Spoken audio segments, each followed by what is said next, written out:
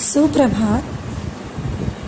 आशा है आप सभी लोग स्वस्थ हैं और आप सबकी पढ़ाई भी बहुत अच्छे से चल रही होगी, है ना?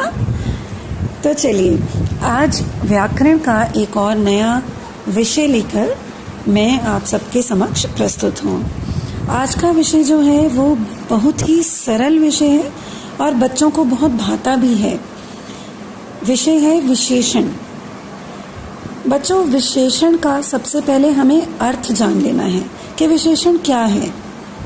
विशेषण नाम से ही स्पष्ट हो जाता है कि कुछ विशेष है ना। तो किसी भी वस्तु, व्यक्ति, स्थान, प्राणी, भाव, इन सभी के बारे में जो कुछ खास बात हो, कुछ विशेष बात हो, उसे हम विशेषण कहेंगे। अब आप सोचेंगे कि मैम ने ये कैसी परिभाषा हमें बताई। हमने तो आज तक बड़ी अलग सी परिभाषा सुनी थी जिसमें कहा जाता था कि संज्ञा और सर्वनाम शब्दों की विशेषता प्रकट करने वाले शब्दों को विशेषण कहते हैं। तो बच्चों, मैंने वही बात कही, बस सरल शब्दों में कही। एक बार फिर से सुनिए। संज्ञा किसे कहते हैं? संज्ञा किसी व्यक्ति, वस्तु, स्थान, प्राणी, भाव। याद है ना संज्ञाहात? जी हाँ। और अगर नहीं याद है तो आपको संज्ञा देखनी चाहिए, समझनी चाहिए और उसके बाद इस विषय पर आना चाहिए। अब दूसरी बात, संज्ञा के साथ हमने क्या प्रयोग किया? सर्वनाम। वह कैसे? संज्ञा को हटाकर, धक्का देकर जो शब्द चले आते हैं उन मेहमानों को हम क्या कहते हैं? बढ़िया, उन्हें हम कहते हैं सर्वनाम। तो इन दोनों ही, संज्ञा और सर्वनाम, इन दोनों के ही बारे में जो शब्द कोई विशेष बात बताएं उन्हें हम विशेषण कहते हैं। अब यहाँ पर ध्यान देने की जो बात है बेटा, वो यह है कि विशेषता का अर्थ केवल अच्छी बात से नहीं है। मैं फिर से दोहरा रही हूँ, विशेषता का अर्थ केवल और केवल अच्छी बात नहीं है। इसका अर्थ अच्छी, बुरी या फिर उसका स्वभाव। इसका क्या अर्थ है? जैसे कि कुछ निर्जीव चीज़ें होती हैं, उनको हम मानते हैं कि उनका एक स्वभाव है जो प्रकृति ने उन्हें दिया है। तो अभी मैं इसको और ज़्यादा आपको समझाऊंगी। पहले आप इस परिभाषा को समझ लें कि इन तीनों के ही बारे में कोई भी अच्छी बात या बुरी बात, कोई भी खास बात बताना, विशेष बात बताना, हम उन शब्दों को कहेंगे विशेषण। ठीक है बेटा? विशेषण नहीं, विशेषण। हमें उच्चारण भी सीखना है, ठीक है? अब मैं आपको बताती हूँ कि ये स्वभाव वाली कहानी क्या है।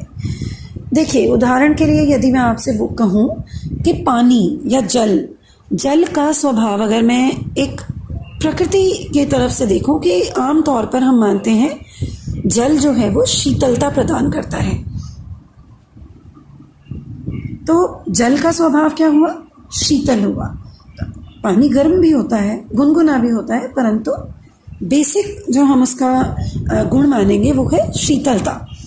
ठीक ऐसे ही आग का हम क्या स्वभाव मानेंगे? उष्णता। बिजली जो है वो करंट देगी, झटका लगेगा। तो इन्हीं चीज़ों को मैं आपको समझाना चाह रही थी कि ये जो स्वभाव होता है, इन सभी को भी हम विशेषता में गिनते हैं। तो ऐसे कोई भी शब्द जो इनमें से किसी भी बात की ओर इशारा करते हों, बताते हों, हम उन्हें विशेषण कहेंगे। मैं उम्मीद करती हूँ कि आप सबको बहुत अच्छे से समझ में आ गया होगा कि विशेषण कहते किसको हैं। अब दूसरी बहुत ही जो खास इम्पॉर्टेंट बात आती है कि भाई विशेष्य क्या है और विशेषण क्या है। ये दो चीज़ें हैं, विशेष्य और विशेषण।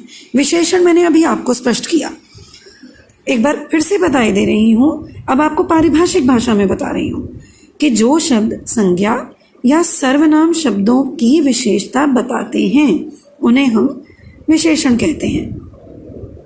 ठीक बात है बेटा ये। देखिए, अब मैं आपको कुछ उदाहरण देकर ये बात ज़्यादा स्पष्ट करती हूँ। अगर मैं बोलूँ सुंदर लड़का, गुलाबी फूल, है ना, तो यहाँ पर जब मैंने बोला कि गुलाबी फूल, फूल जो हुआ, फूल क्या है उसके बारे में मैं बता रही हूँ। सुंदर लड़का, लड़का क्या है, लड़के के बारे में मैं बता रही हूँ। तो जिस चीज़, प्राणी के बारे में हम बता रहे हैं उन्हें हम विशेष्य कहेंगे, और जो बताया जा रहा है, जो भी गुण, उन्हें हम विशेषण कहेंगे। काला हिरण, हिरण क्या हो गया, उसके बारे में बता रही हूँ तो विशेष्य हो गया। और कैसा है हिरण, काले रंग का है, तो वो क्या हो गया, उसकी विशेषता हो गई। और विशेषता बताने वाले को हमने क्या कहा, विशेषण। ये मैं आशा करती हूँ कि ये दो बातें आपको एकदम स्पष्ट हो चुकी होंगी कि जिसके बारे में बता रहे हैं वह विशेष्य है, और जो बताया जा रहा है, जो विशेषता, जो खासियत, चाहे अच्छी हो चाहे बुरी, ये बात हम कभी भी नहीं भूलेंगे, कभी नहीं भूलनी हमें। उस खासियत को, उस विशेषता को हम क्या नाम देंगे बच्चों, हम नाम देंगे विशेषण।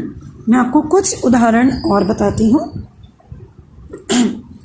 हरा पेड़, हरा पेड़ में क्या हुआ, हरा क्या है, उसका गुण है, किसका गुण है, पेड़ का, तो पेड़ हुआ विशेष्य, हरा हुआ विशेषण, है ना।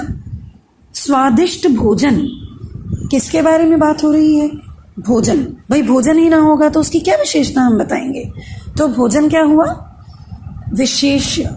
और कैसा है भोजन, स्वादिष्ट है।